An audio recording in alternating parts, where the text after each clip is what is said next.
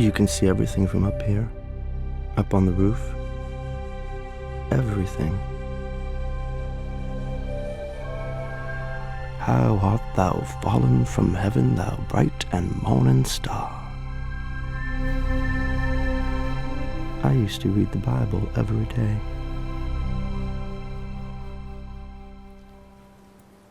So there I was, on the hard shoulder of the 101 freeway, and I had 2 Snickers bars in my bag. It's Prada. A gift from an admirer. Don't ask. He was married. It didn't last. He was married to a woman. Oh, and I had half a bottle of Evian water. Oh, and in the glove box, I had a little silver hip flask.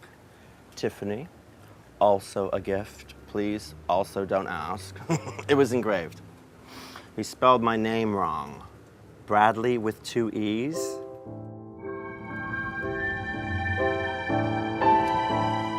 So here I am. Oh, Sunset Boulevard sounds so magic, doesn't it? Yeah, oh yeah.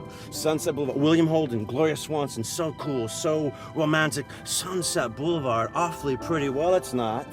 It's pretty awful. Anyway, a half a bottle of Evian water and 2 Snickers bars, and that's it. After that, I'm thinking I'm gonna starve, and I will starve because I have pulled over onto the hard shoulder of the 101 freeway and I can't move. Nobody's noticed me. I'm frozen. I just can't move. So, yeah, this is great. This is lovely. All right, the nice touristy bits, they're okay. There's like 20 blocks of them, and it's nice in Beverly Hills. All right, but keep heading east, right towards downtown, and it's dust and heat and traffic and strip clubs and cheap motels and with glittering neon, vacancies. Oh, and lots of bridal gown shops and shady immigration lawyers, because this is the Golden State, right? This is the land of plenty. This is the Garden of fucking Eden. I sat there, I watched the traffic going by. I thought, oh, look at them all, blazing away to the west, chasing the sun, a holiday weekend with the people they love. A cop came by right past me. Nobody notices, you see? And I can't move. I think it's because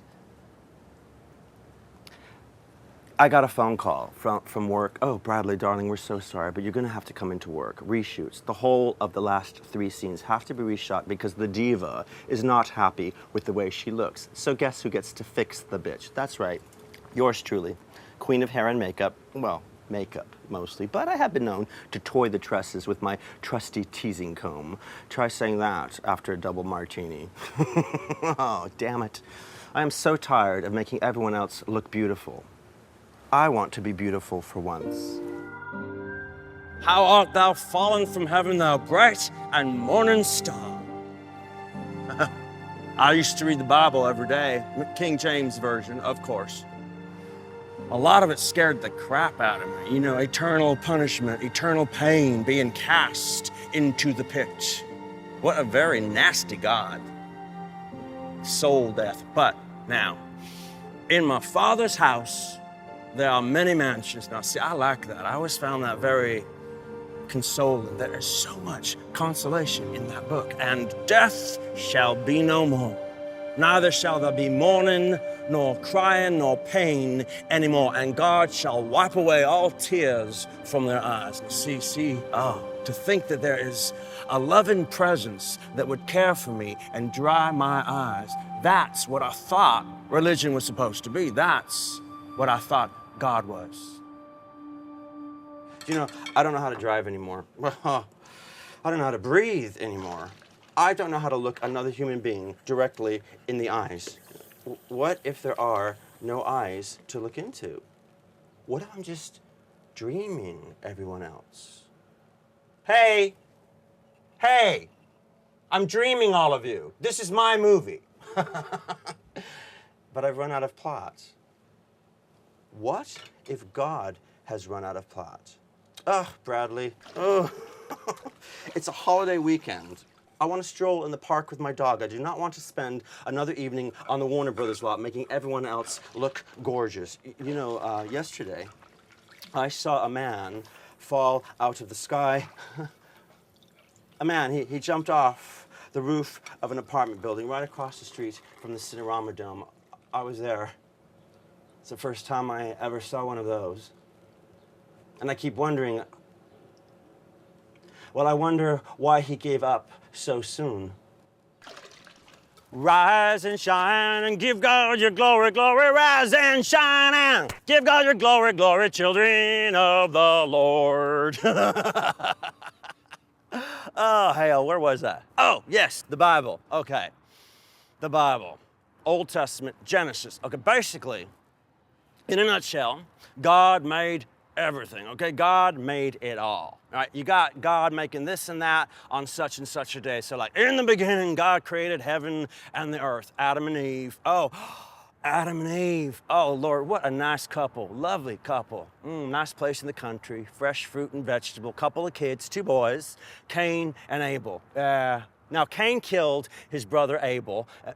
Well, families, you know, what you're gonna do. And he fucks off to the land of Nod, which is east of Eden, like the movie, East of Eden. James Dean, oh my Lord.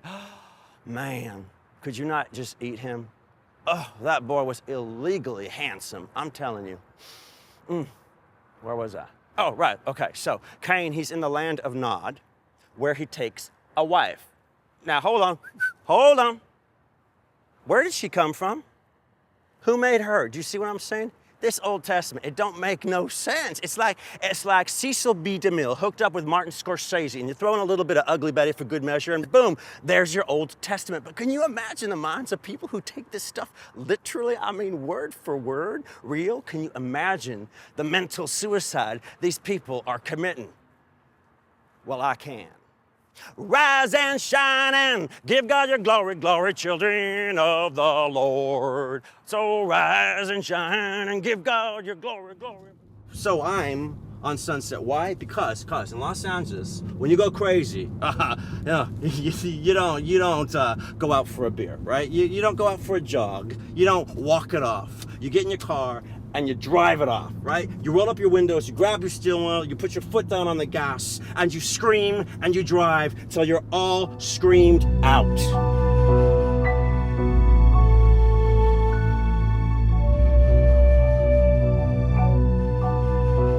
Our Father, Daddy God. God the Father. Okay, when Daddy God kicked Adam and Eve out of the Garden of Eden, I could just see it. That lovely, glistening serpent watching as Daddy God rampaged around, breaking the furniture, scaring the kids, making life hell for everyone around him. And I bet you that smart snake, he turned and he took it all in, and then he looked over at Eve with her big old titties and her lovely ass. And I bet he looked over at Adam with his big, beefy arms and his knockout cock. And I bet you that smart snake, I bet you he said, hey, psst, Adam, listen, promise me something, would you? When you get out of here, take me with you. I met him in Hollywood, in my car, all screamed out. Hollywood Boulevard, 2 blocks north of Sunset, and just as tacky. I'm sitting in my car, sad beyond belief, so damn tired. When the anger goes, I'm scared that my pulse is gone too. And there he is, staring through the windshield, hammering on the glass. I roll down the passenger window and he asks directions. Excuse me, could you please tell me how to get to the American Movie Museum? I'm so sorry, I'm lost. And I want to say, well, welcome to my world. But now, for some reason, and I still don't understand why, I remember something. I'm a little kid, I'm like 4 years old, and I'm at the movie theater with my mom. The picture is Forbidden Planet, and oh man, I am so scared. I mean, the monster, the noise, the roar it makes, I'm terrified. I'm terrified, and my mom keeps saying, it's only a movie. Sweetie, why are you crying? It's only a movie. And I start shouting and screaming, and she says, it's just tricks. It's just trick photography. And he looks at me and he says, I'm so sorry. I'm lost, and I think it's only a movie. His eyelashes are so long. All I can see are his eyes. And I say, get in. And incredibly, he does. So I put the car in drive, and I look forward, and I say, how you doing? My name is Nikolai. It's nice to meet you, Nikolai. My name is Gary. So I drive the whole entire 2 blocks to the movie theater. I pull up curbside, and he says, well, now I feel stupid. I had no idea it was so embarrassingly close. And then he gets out of the car. And I said, whoa, wait. What movie are you seeing? Forbidden Planet. And he smiles, and he runs off across the movie theater forecourt, disappears into the bright, shiny lobby. And just then, a car, curbside, pulls away from the theater. There's a parking place right there in front of the theater, so I move my car into it. I get out, I feed quarters into the meter, I get back in the car, I turn off my engine, I turn off the lights, and I sit in my car waiting on Hollywood Boulevard. You can see everything from up here, up on the roof. Everything. I can see the Pacific, I can see the mountains, I can see avenues of tall palm trees. I can see used car lots and churches and temples and playgrounds. From up here, I can see Hollywood Boulevard. I can see the very place he waited for me in his car, and when I came out of the movie, he shouted, "Hey, you want to ride?" He came home with me. We sat on the roof of my apartment building and we talked about movies. He loved Forbidden Planet. He'd never seen it before. I said, of course, you know it's based on the Shakespeare play, you know, The Tempest. He didn't. I said, oh, Tempest. It's great, you know? It's all about a lonely magician, an alchemist, who's living with his daughter on this bewitched and enchanted island. Yeah, do you know, in the movie, the spacemen, well, they're shipwrecked sailors in the Shakespeare. And he says to me, is there a cute robot and a monster in the Shakespeare? And I said, well, kinda. Yeah, actually, okay, all right. The robot is a spirit, a sprite called Ariel. And the monster's half man, half beast. Caliban, the best, the coolest character Shakespeare ever wrote. The best. And then I asked him if maybe he wanted a cup of coffee or a cup of tea or, well, I got some wine. I have white wine. Are you hungry? You want to eat? I can make you spaghetti. And he didn't say anything.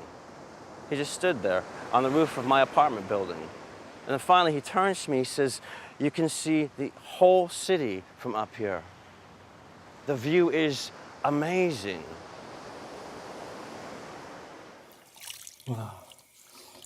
Oh,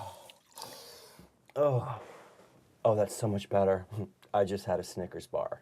They work wonders. It's my hypoglycemia. It shipwrecks me. Now, what did she tell me? All right, in on 4, hold for 6, and out on 8. Oh, that does work. Oh, that's interesting. My pulse is 24 frames a second. I'm turning into celluloid. Oh, God. Oh, God. You're just a movie, too, aren't you? God is film noir. And when God has the starring role, you know the movie is going to end in tears. Anyway, he asked me what I do for a living. And I said I couldn't do it anymore, so I quit. So I don't do anything, which means I'm broke and I'm scared. But who isn't? I did marketing. I did PR. I sold stuff to people, little cures for little pains. Yeah. I sold people rock stars. I sold them liquor. I sold them big Hummers that go like 100 yards to the gallon. Little pills, little potions, little cures for little pains. He said he used to sell stuff too. Yeah. He sold God. More than 25 years ago, I was a miracle worker. I was the youngest miracle worker on the revival ministry circuit. I used to call forth the sick, the damaged to come on down, feel the power of Jesus. I would tell them they could be redeemed, slain in the Spirit, bound for the glory, the rapture. Once, when I was 16, I preached the gospel to 20,000 people in St. Louis. Picture it. Stadium, floodlit. The collection buckets are overflowing with green. The front of the stage is a carpet of folks writhing on the floor like snakes in pain, slain in the Spirit. A young man stumbles up to me out of the crowd, his head bowed. He looks up. Oh, my Lord, he's young. My age, maybe, 16, 17 years old. And he says to me, I have a demon. I have a sickness, please cast it out. Please ask Jesus to forgive me. And then he whispers, I love men. I want to make love to men. I want to be held by men. Well, I know. No, I know exactly what I am supposed to say. I have been well rehearsed by my mama and my daddy. I scream into the microphone, praise Jesus, oh, praise Jesus! This young man has the foul spirit of lust as described by St. Paul in his epistle to the Romans, chapter 1, verse 27. I am shaming this young man in front of 20,000 people. No, these people, they know their Bible, chapter and verse. I am telling a stadium full of strangers that this young man, this boy is a homosexual. And I command the demon, I command him to leave this boy now, and I smite him on the brow, and he falls, spinning to the ground, slain in the Spirit. I have cast out the demon of his love. I have told another human being that his love is unholy. A terrible, wicked thing I have done. And I can never be forgiven. The body, a young man, boots, jeans, pale gray t-shirt, cowboy hat, staring at the sky, bleeding. I'm bleeding. And I know exactly what to do. I put one foot in front of the other, one foot in front of the other, through the traffic, across the boulevard, and I get in my car, and I drive home to the amazing sleep-inducing hound. I take the dog out for a pee, I go back indoors, I make a nice cup of chicken noodle soup, put on an old Peggy Lee CD, and I fall asleep, curled around the amazing sleep-inducing hound. And I'm fine. Until yesterday afternoon, on the freeway.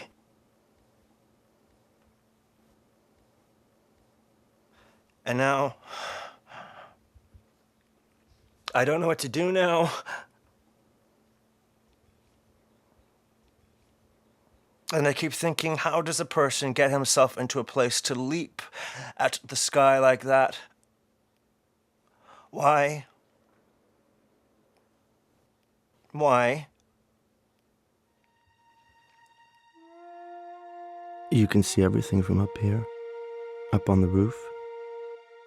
Everything. I see everyone in all the windows as I slowly drift down past your window. I see you downstairs wiping spilled cornflakes off the kitchen floor.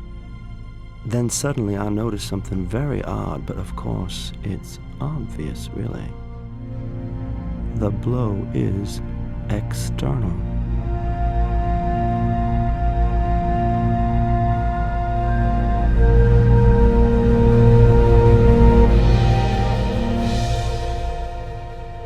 You jerk, you selfish jerk. 1 minute I'm wiping spilled cornflakes off the kitchen floor, singing to myself, thinking how lucky I am that someone so fan-fucking-tastic has walked into my life. And the next minute, a shadow flies past my window, and that shadow is you.